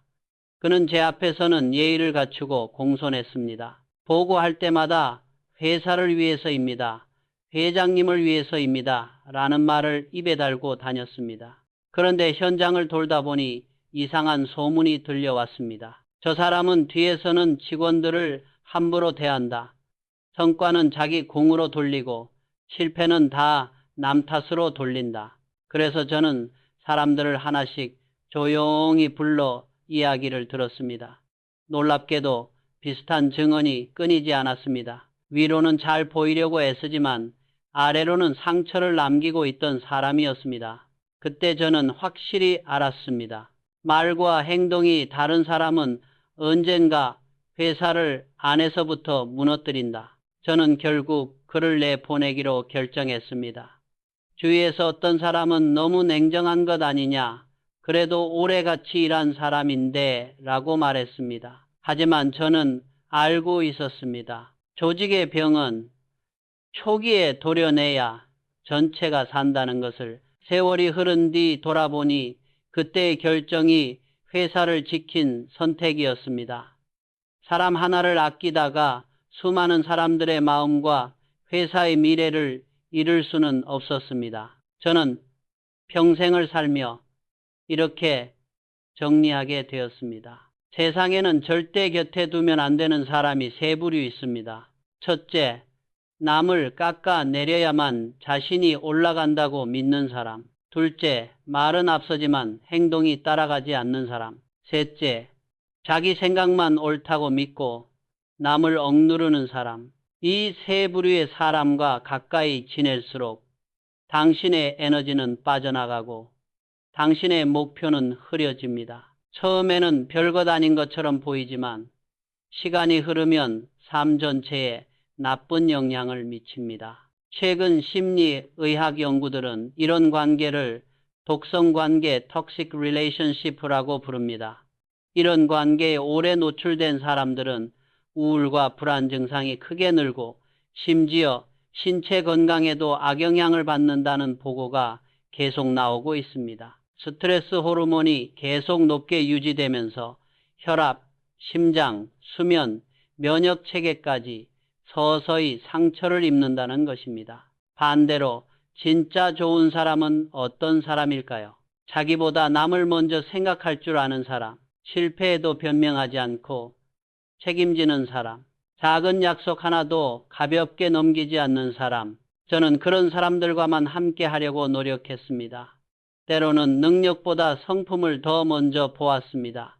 그런 사람들과 함께한 조직은 위기에 강했습니다. 공사가 늦어지고 돈이 막히고 밖에서 비난이 쏟아져도 서로 탓하는 대신 방법을 찾았습니다. 결국 현대를 키워낸 힘도 그런 사람들과 함께 버틴 세월이었습니다. 이제 당신의 삶을 한번 돌아보시기 바랍니다. 겉으로는 친절하지만 속으로는 비웃는 사람은 없는지, 큰 소리만 치고 막상 책임질 때는 뒤로 숨는 사람은 없는지, 언제나 자기 기준만 옳다며 당신을 계속 깎아내리는 사람은 없는지, 그중 하나라도 지금 곁에 있다면 이제는 거리를 둘 때가 되었는지도 모릅니다. 그것은 냉정이 아니라 자기 보호입니다. 오늘날 연구들을 보면 사람과의 관계는 단순히 기분만의 문제가 아닙니다. 외로움과 사회적 고립은 심장병, 뇌졸중, 우울증, 치매, 심지어 조기 사망 위험까지 높이는 중요한 건강 요인으로 지목됩니다. 반대로 좋은 관계를 많이 가진 사람일수록 수명이 더 길고 장애 없이 오래 사는 경우가 많다는 연구도 있습니다. 세계보건기구는 2025년 발표한 보고서에서 전 세계 인구 6명 중 1명이 외로움에 시달리고 있으며 강한 사회적 연결이 건강과 수명을 늘리는데 결정적인 역할을 한다고 강조했습니다. 최근 다른 조사에서는 45세 이상 성인의 약 40%가 심한 외로움을 느낀다고 답하기도 했습니다. 우리가 나이가 들수록 사람 문제는 단순한 감정이 아니라 건강과 생명을 좌우하는 문제로 바뀌고 있는 것입니다. 이런 점에서 보면 나를 해치는 사람과 거리를 두는 일은 단지 기분을 좋게 하려는 선택이 아니라 내 건강과 남은 인생을 지키는 선택입니다. 독성 관계를 오래 견디면 마음이 닳고 자신감이 사라집니다. 반대로 자신을 인정해주고 응원해주는 사람과 함께 있으면 우리 뇌는 안정감을 느끼고 몸도 더 건강해지는 방향으로 반응합니다. 흥미로운 연구 하나를 더 소개하고 싶습니다. 인간이 안정적으로 유지할 수 있는 관계의 수는 대략 150명 정도라는 이른바 던바, 수둔바, 선버라는 가설이 있습니다. 세부 숫자는 논쟁이 있지만 중요한 건 우리의 마음과 시간에는 한계가 있다는 사실입니다. 결국 우리는 평생 동안 많은 사람을 스쳐 지나가지만 진짜 가깝게 지낼 수 있는 사람은 그리 많지 않습니다. 그렇다면 질문은 분명해집니다. 그 소중한 자리들을 누구에게 내어줄 것인가? 당신을 깎아내리는 사람입니까? 아니면 당신을 살려주는 사람입니까? 복수보다 더 중요한 것은 당신의 삶을 지키는 것입니다. 당신을 해치는 사람과 멀어질수록 당신의 에너지는 서서히 회복됩니다. 반대로 당신을 믿어주고 응원해주는 사람과 가까이 할수록 인생은 조금씩 다시 건강해집니다. 그래서 저는 이런 말을 꼭 전하고 싶습니다. 당신 곁에 있는 사람이 곧 당신의 미래다. 지금 당신 주위에 어떤 사람이 있는가에 따라 앞으로 당신이 가게 될 방향도 달라집니다. 늘 부정적인 말만 하는 사람과 함께 있다 보면 어느새 나도 모르게 세상을 부정적으로만 보게 됩니다. 반대로 힘들어도 끝까지 방법을 찾으려는 사람과 함께 있다 보면 나도 모르게 조금 더 용기를 내게 됩니다. 오늘 하루만이라도 스스로에게 이렇게 물어보세요. 나는 지금 나를 해치는 사람과 가까이 있지 않은가? 나는 지금 나를 살려주는 사람에게 충분히 마음을 내어주고 있는가? 이 질문 하나가 당신을 지켜줄 것입니다. 나를 상처 준 사람에게 어떻게 복수할지 계산하기 전에 먼저 그 사람이 내 인생에서 차지할 자리를 줄이는 것, 그것이야말로 가장 현명한 첫 복수입니다. 그리고 남겨진 자리에는 당신을 믿어주는 사람, 함께 웃을 수 있는 사람, 함께 늙어갈 수 있는 사람을 초대하십시오. 그렇게 주변이 바뀌는 순간 이미 당신의 인생은 다른 방향으로 움직이기 시작한 것입니다. 세상을 살다 보면 우리를 무시하고 약보고 상처 주는 사람들을 꼭 만나게 됩니다. 그럴 때마다 사람들은 묻습니다. 도대체 어떻게 하면 그 사람에게 갚아줄 수 있을까? 젊을 때에 저 역시 그랬습니다. 평양 쌀가게 점원으로 일할 때, 서울에서 수리점을 막 시작했을 때 사람들은 이렇게 말했습니다. 배운 것도 가진 것도 없는 네가 뭘 하겠냐? 기계나 만지는 사람이 무슨 사업을 하겠어? 그 말들은 농담처럼 들리기도 했지만 제 가슴에는 칼처럼 박혔습니다. 하지만 저는 오래 고민한 끝에 이런 결론에 도달했습니다. 진짜 복수란 그 사람의 인생을 망가뜨리는 것이 아니라 내 인생을 더 나은 모습으로 바꾸는 것이라고. 그들의 조롱과 멸시가 더 이상 나를 끌어내리는 돌덩이가 아니라 오히려 나를 위로 밀어 올리는 디딤돌이 되게 만드는 것. 그게 제가 평생 믿고 살아온 복수의 방식이었습니다. 젊은 시절 저는 낮에는 온몸이 부서져라 일했습니다. 밤에는 책을 읽고 새로운 일을 꿈꾸었습니다. 실패하면 다시 일어나고 문전박대를 당하면 새로운 문을 두드렸습니다. 어느 날 문득 돌아보니 예전에 제게 네가 뭘 하겠냐고 웃던 사람들은 그대로 그 자리에 남아 있었고 저는 그들이 상상하지 못했던 자리에서 그들을 내려다보고 있었습니다. 그때 저는 마음속으로 조용히 이렇게 말했습니다. 내가 당신들을 증오해서 여기까지 온 것이 아니라 당신들이 던진 말 덕분에 여기까지 왔습니다. 우리나라의 역사도 어쩌면 비슷합니다. 1960년 한국의 1인당 국내 총생산 GDP는 1영달러 남짓에 불과했습니다. 세계 평균에도 훨씬 못 미치는 지구상에서 가장 가난한 나라 중 하나였습니다. 그러나 수십 년이 흐른 지금 한국의 1인당 GDP는 34,000달러를 넘어섰고 세계 평균을 훌쩍 뛰어넘는 수준이 되었습니다. 전쟁과 가난, 굴욕을 겪었던 나라가 이제는 세계가 주목하는 산업국가가 된 것입니다. 어떤 의미에서 보면 이것도 한 시대 전체가 함께 이뤄낸 복수입니다. 우리를 약소국, 가난한 나라로만 보던 시선에 대한 가장 조용하지만 강력한 대답이지요. 개인의 인생도 다르지 않습니다. 심리학에서는 큰 상처와 위기를 겪은 뒤 오히려 이전보다 더 성장하는 현상을 외상 후 성장 Post-Traumatic Growth이라고 부릅니다. 연구에 따르면 큰 어려움을 겪은 후에 어떤 사람들은 인간관계가 더 깊어지고 삶의 의미에 대한 이해가 깊어지며 새로운 기회를 찾는 능력이 커진다고 합니다. 물론 상처가 사라지는 것은 아닙니다. 다만 그 상처를 끌어안고도 이전과는 다른 자신으로 다시 서는 힘이 생기는 것입니다. 중요한 것은 우리가 그 상처를 어떻게 바라보느냐입니다. 첫째, 상처를 핑계로 삼을 것인가? 둘째, 상처를 출발점으로 삼을 것인가? 어떤 사람은 이렇게 말합니다. 그때 그 사람이 나를 무시하지만 않았어도 내 인생은 달라졌을 거야. 그리고 평생 그 한 사람, 그 한 사건을 붙잡고 살아갑니다. 하지만 또 어떤 사람은 이렇게 다짐합니다. 그래, 그 말이 아팠다. 그렇지만 그 상처 때문에 내가 더 강해질 수도 있지 않을까? 저는 후자를 택했습니다. 일본 기업인들과의 협상 자리에서도 그랬습니다. 한국은 기술도 자본도 부족하다. 당신이 해낼 리 없다라는 말을 들었을 때 저는 조용히 웃으며 이렇게 말했습니다. 해봤어? 그 한마디는 젊은 객기가 아니라 수없이 넘어지고 다시 일어나며 쌓인 확신에서 나온 말이었습니다. 그들은 불가능을 말했지만 저는 도전으로 답했습니다. 그 결과 한국은 세계적인 조선 강국이 되었고 현대는 그 중심에 서게 되었습니다. 이것이야말로 가장 확실한 복수가 아니겠습니까?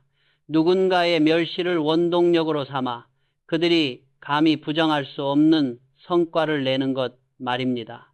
오늘 이 영상을 보고 계신 당신께 묻고 싶습니다. 지금 당신의 마음속에는 누가 살고 있습니까? 나를 무시했던 상사, 나를 배신했던 친구, 나를 괄시했던 친척, 그 사람들의 얼굴이 아직도 자주 떠오르나요? 그렇다면 한번 이렇게 질문해 보십시오. 내가 지금까지 쏟아온 이 감정과 시간, 이걸 그 사람을 미워하는 데 쓰는 게 나에게 이득인가? 아니면 나를 키우는 데 쓰는 게 나에게 이득인가? 연구들을 보면 과거 상처에 집착하며 분노를 반복해서 떠올리는 사람일수록 우울과 불안, 신체 증상까지 더 많이 겪는다고 합니다. 반대로 상처를 인정하되 그 경험에서 의미와 교훈을 찾으려는 사람들은 삶의 만족도와 관계 만족도가 더 높은 것으로 나타납니다. 상처 자체보다 그 상처를 해석하는 방식이 인생의 방향을 바꾸는 셈입니다. 진짜 복수는 상대를 무너뜨리는 데서 끝나지 않습니다. 상대를 무너뜨리고 나면 그 다음은 무엇이 남을까요? 공허함과 허무만 남는 경우가 많습니다. 그러나 내 인생을 더 건강하게, 더 단단하게, 더 의미 있게 만드는 복수는 오래갑니다. 그건 당신의 이름, 당신의 표정, 당신의 하루하루가 증명해 주기 때문입니다. 혹시 누군가가 오늘도 당신을 얕보고 있습니까? 그 나이에 뭘 새로 해? 이제 그냥 편히 살아. 당신이 뭘 더 바꾸겠어? 이런 말을 들으면 마음이 쿡 찌르지요. 그럴 때 조용히 웃으며 속으로 이렇게 말해 보십시오. 지금은 네가 웃지만 언젠가는 내가 웃는다. 이 말은 상대를 저주하겠다는 뜻이 아닙니다.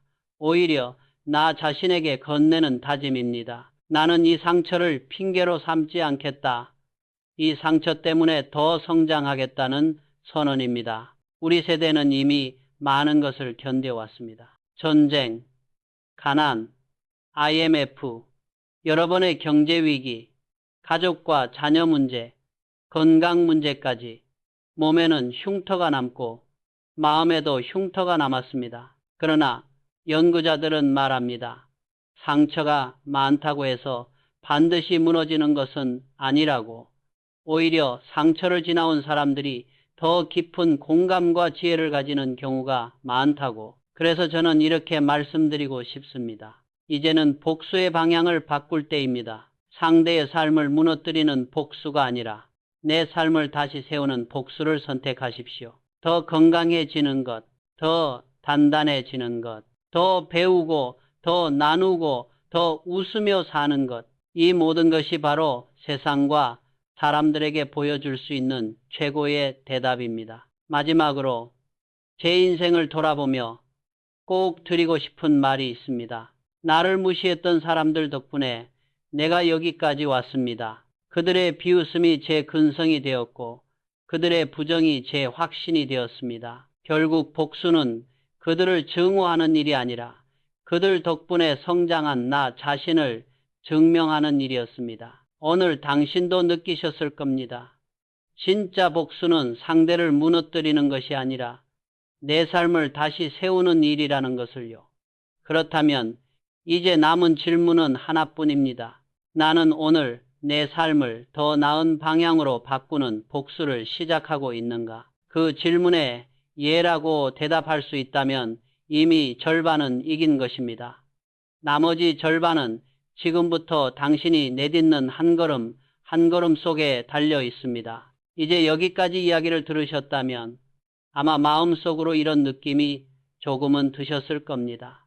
진짜 복수는 상대를 무너뜨리는 게 아니라 내 삶을 다시 세우는 일이구나. 저 정주행은 평생 수많은 상처와 멸시를 받았습니다. 그러나 그 감정 속에 갇혀 살지 않았습니다. 분노를 그대로 끌어안고 살아갔다면 아마 중간에 지쳐 쓰러졌을 겁니다. 저는 그 분노를 도전과 성취의 에너지로 바꾸려고 발버둥 쳤습니다. 사람들은 종종 저에게 물었습니다.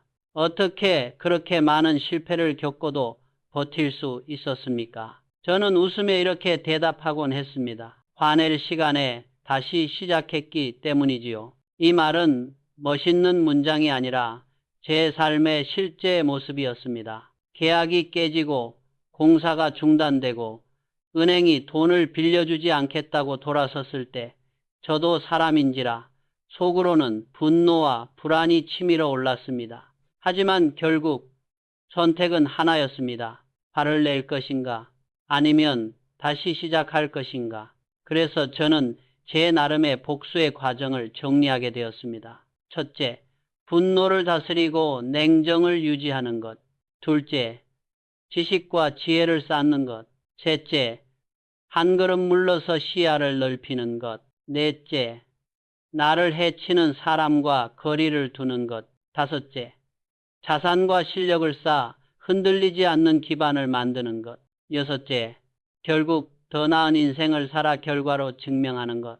이 모든 과정이 합쳐져서 제게는 복수였습니다. 요즘 심리학에서는 이런 태도를 성장, 마인드셋, growth 마인드셋이라고 부릅니다. 사람의 능력과 성장은 정해져 있는 게 아니라 노력과 배움으로 계속 자라날 수 있다고 믿는 태도입니다. 이런 마인드를 가진 사람들은 실패를 자신에 대한 심판이 아니라 성장의 재료로 받아들이는 경향이 있습니다. 연구에 따르면 성장 마인드셋을 가진 이들이 그렇지 않은 사람들보다 도전과 좌절을 더 잘 버티고 학습과 성취에서도 더 좋은 결과를 내는 경우가 많다고 합니다. 돌아보면 저는 젊은 시절부터 완벽하지는 않았지만 이런 태도에 가까운 길을 걸어온 셈입니다. 너는 안 된다 라는 말을 들을 때마다 그래? 그럼 어디 한번 해보지 라고 마음속에서 조용히 답했습니다. 실패를 당연히 두려워했지만 실패를 피하려고 가만히 있는 것보다 실패를 안고 앞으로 나가는 쪽을 택했습니다. 여기서 중요한 것은 이 길이 특별한 사람만의 길이 아니라는 점입니다. 우리 뇌는 나이가 들어도 여전히 변할 수 있고 새로운 것을 배울 수 있습니다. 연구들에 따르면 새로운 습관을 만드는 데는 생각보다 긴 시간이 걸리지만 아주 작은 행동부터 시작해 꾸준히 반복하면 누구나 변할 수 있다고 합니다. 그래서 저는 오늘 여러분께 크게 성공하라고만 말하고 싶지 않습니다. 그보다 먼저 작게라도 매일 움직여라 라고 말하고 싶습니다. 화가 날 때 10초만 숨을 고르는 습관, 잠들기 전에 오늘 배운 것 하나를 떠올려 보는 습관, 억울한 일을 겪었을 때 그 사람 욕을 늘어놓기보다 공책 한 장 펴놓고 이 일에서 내가 배울 수 있는 것 3가지를 적어보는 습관. 연구에 따르면 이렇게 작은 행동을 반복하는 것이야말로 가장 강력한 변화의 씨앗이라고 합니다. 거창한 결심보다 작고 구체적인 행동 하나가 우리의 뇌와 삶을 서서히 바꿔간다는 것이지요. 또 하나, 나이가 들수록 더 큰 힘을 발휘하는 태도가 있습니다. 바로 감사입니다. 요즘 여러 연구에서 감사하는 마음을 자주 떠올리는 사람일수록 스트레스와 우울이 줄고 수면의 질과 심장 건강이 좋아지며 심지어 수명까지 연장될 수 있다는 결과들이 보고되고 있습니다. 특히 중장년, 노년층에서 감사 습관은 외로움과 불안을 줄이고 삶의 만족도와 관계의 깊이를 높이는 데 중요한 역할을 한다고 합니다. 생각해보면 복수와 감사는 정반대처럼 보입니다. 하지만 조금 깊이 들여다보면 둘은 같은 방향을 가리키고 있습니다. 복수는 이렇게 말합니다. 내 인생이 여기서 끝나지 않았다는 걸 보여주겠다. 감사는 이렇게 말합니다. 지금 이 자리까지 올 수 있었던 것만으로도 나는 이미 많은 것을 이겨냈다. 이 두 마음이 함께 있을 때 우리는 가장 단단해집니다. 상처 준 사람을 억지로 용서하지 않아도 좋습니다. 다만 그 상처 덕분에 내가 더 강해졌다는 사실을 인정하는 순간 마음속에서 묶여있던 매듭이 조금씩 풀리기 시작합니다. 저를 무시하던 사람들, 한국에서는 안 된다고 말하던 외국인들, 이 정도면 됐지 더 뭘 바라냐고 말하던 사람들, 이제 그들의 시선은 제 뒤에 있습니다. 그들의 비웃음이 없었다면 오늘의 현대도 없었을 것입니다. 그들의 부정이 제 확신이 되었고 그들의 한마디가 제 인생의 불씨가 되었습니다. 그래서 오늘 당신에게 전하고 싶은 말은 아주 단순합니다. 당신을 상처 준 사람에게 복수하고 싶다면 더 크게 성장하십시오. 그보다 확실한 복수는 없습니다. 그들이 말했던 한계를 당신이 직접 깨뜨리는 순간 당신은 이미 이긴 것입니다. 인생은 남과의 경쟁이 아니라 나 스스로를 증명하는 과정입니다. 어제의 나보다 조금 더 나은 오늘을 사는 것, 그 자체가 복수이고 성장입니다. 여기서 중요한 건 조금 더 나은입니다. 갑자기 완벽한 사람이 될 필요는 없습니다. 오늘보다 단 1%만 나아져도 그 변화가 쌓이고 쌓이면 전혀 다른 인생이 됩니다. 연구에서도 거대한 변화보다 작고 꾸준한 변화가 장기적으로 더 큰 결과를 낳는다고 이야기합니다. 이제 마지막으로 당신께 묻고 싶습니다. 오늘 당신은 자신을 다잡고 있습니까? 분노가 치밀어 오를 때 한 번이라도 깊게 숨을 들이마셨습니까? 억울한 말을 들었을 때 그 사람을 욕하기 전에 나를 돌아볼 시간을 가졌습니까? 오늘 하루 아주 작은 한 걸음이라도 성장 쪽으로 내디뎠습니까? 그렇다면 이미 절반은 이긴 것입니다. 남은 절반은 당신의 용기입니다. 지금 이 순간 잠시 모든 것을 멈추고 마음속으로 이렇게 다짐해 보십시오. 나는 오늘 분노 대신 성장으로 복수하겠다. 분노로 복수하면 상처가 남고 성장으로 복수하면 이야기가 남습니다. 그리고 그 이야기는 당신의 자녀와 손주들에게 전해질 삶의 지혜가 될 것입니다. 이 영상이 당신 마음의 작은 불씨가 되었다면 다음 이야기도 함께 걸어가 봅시다. 다음 영상에서는 제가 실제로 겪었던 도저히 안 된다고 했던 일을 어떻게 현실로 바꾸었는지 그 결정적인 순간들을 나누겠습니다. 그 이야기를 들으시면 아마 당신 인생에서도 새로운 시작의 장면이 어렴풋이 보이기 시작할 것입니다. 이제 긴 이야기를 거의 다 걸어왔습니다. 아마 여기까지 함께 오신 분이라면 마음속 어딘가에서 작은 변화가 일어나고 있을 겁니다. 상처와 분노를 바라보는 눈길이 아주 조금은 달라졌을지도 모르지요. 처음에 저는 이렇게 물었습니다. 누군가에게 깊이 상처받은 적이 있습니까? 아마 대부분은 속으로 조용히 예 라고 답하셨을 겁니다. 이제는 그 질문을 조금 바꾸어 보고 싶습니다. 그 상처를 들고 여기까지 버텨온 나 자신을 한 번이라도 깊이 바라본 적이 있습니까? 우리는 상처 준 사람 얼굴은 평생 잊지 못합니다. 그런데 정작 그 상처를 안고도 꿋꿋이 걸어온 스스로를 바라보는 일에는 참 인색합니다. 누가 나를 무시했는지는 또렷이 기억하면서 그런 말에도 무너지지 않고 하루하루를 살아낸 나를 칭찬하는 일에는 너무 서툽니다. 저는 제 인생을 돌아보며 이런 생각을 자주 했습니다. 나를 무시했던 사람들 덕분에 내가 여기까지 왔다. 젊었을 때는 그들의 말이 미웠습니다. 네가 뭘 할 수 있겠냐는 비웃음이 서러웠고 한국에서는 안 된다는 단정이 분했습니다. 그런데 세월이 흐른 지금은 그 말들이 제 안에서 이렇게 바뀌어 있습니다. 해보자. 어디까지 갈 수 있는지 나도 한번 보고 싶다. 분노가 사라져서가 아닙니다. 분노의 방향이 바뀌었기 때문입니다. 처음에는 상처 준 사람을 향해 있던 화살이 어느 순간부터는 미래를 향해 날아가기 시작했습니다. 그 순간 복수는 증오가 아니라 증명이 되었습니다. 지금 이 영상을 보고 계신 당신도 마찬가지입니다. 누군가의 무시와 배신, 억울한 말 한마디 때문에 밤잠을 설친 적이 분명히 있을 겁니다. 어떤 상처는 아직도 가슴에 그대로 남아 생각만 해도 눈물이 맺힐지도 모릅니다. 그런데 잘 생각해 보십시오.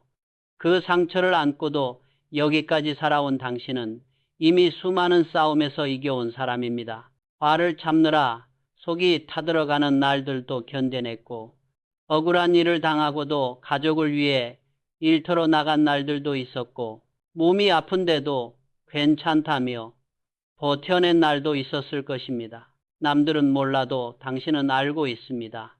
내가 얼마나 많은 날을 이 악물고 버텨왔는지. 그래서 저는 오늘 마지막으로 이렇게 권하고 싶습니다. 이제는 상처 준 사람이 아니라 상처를 안고 버텨온 나를 중심에 두고 살아가십시오. 분노를 다스리고 냉정을 지키고 지식을 쌓고 시야를 넓히고 나를 해치는 사람과 거리를 두고 자산과 실력을 준비해 결국 더 나은 인생으로 대답하는 것. 이 모든 과정의 주인공은 상처 준 사람이 아니라 바로 당신입니다. 우리는 흔히 이렇게 묻습니다. 저 사람에게 어떻게 복수할까?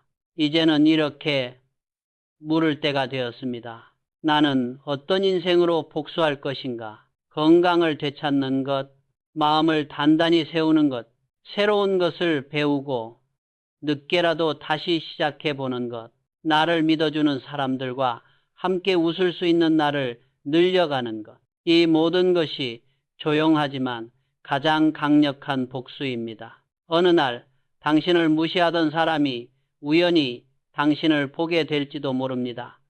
예전과는 다른 눈빛, 예전과는 다른 표정, 예전보다 한층 깊어진 말투를 보며 속으로 이런 생각을 할지도 모릅니다. 저 사람, 내가 알던 사람이 아닌데 대체 어떻게 저렇게 변했지? 그때 당신은 굳이 말로 설명할 필요가 없습니다. 그냥 조용히 웃으며 당신의 길을 계속 걸어가면 됩니다. 그 순간 이미 승부는 끝난 것이니까요. 이제 이야기를 마무리하며 당신께 몇 가지를 다시 건네고 싶습니다. 첫째, 분노는 다스릴 수 있는 불입니다. 불을 잘 다루면 집을 덮이지만 방치하면 집을 태웁니다. 당신의 분노를 집을 태우는 난로로 쓸 것인지 집을 태우는 불길로 만들 것인지는 오늘의 선택에 달려 있습니다. 둘째, 상처는 지워야 할 흠이 아니라 방향을 바꾸어야 할 에너지입니다. 왜 나에게 이런 일이? 라는 질문 대신 이 일로부터 무엇을 배울 수 있을까?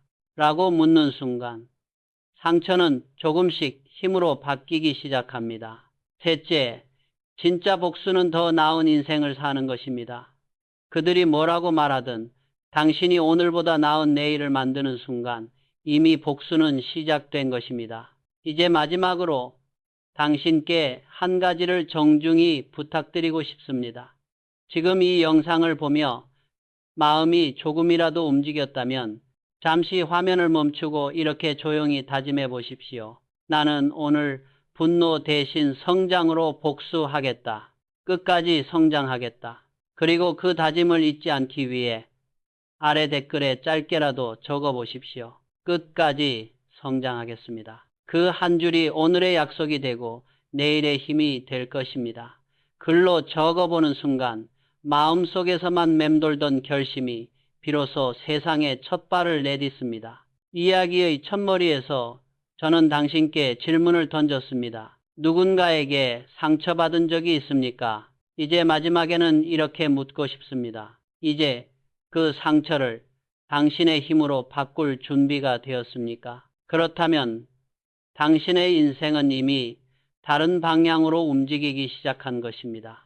이 영상이 마음에 작은 불씨가 되었다면 구독과 좋아요를 눌러주십시오. 그것은 단지 채널을 위한 버튼이 아니라 오늘의 다짐을 내일로 이어가겠다는 당신 자신의 약속이기도 합니다. 다음 영상에서는 제가 실제로 겪었던 도저히 안 된다고 했던 일을 어떻게 현실로 바꾸었는지 그 결정적인 순간들을 함께 나누겠습니다. 그 이야기를 들으면 아마 당신 인생에서도 나도 한 번 더 해볼까 하는 새로운 시작이 보이기 시작할 것입니다. 오늘도 상처를 안고 버텨낸 당신께 진심으로 박수를 보냅니다. 이제부터는 상처 때문에 무너지는 인생이 아니라 상처 덕분에 더욱 깊어지는 인생을 함께 만들어 봅시다.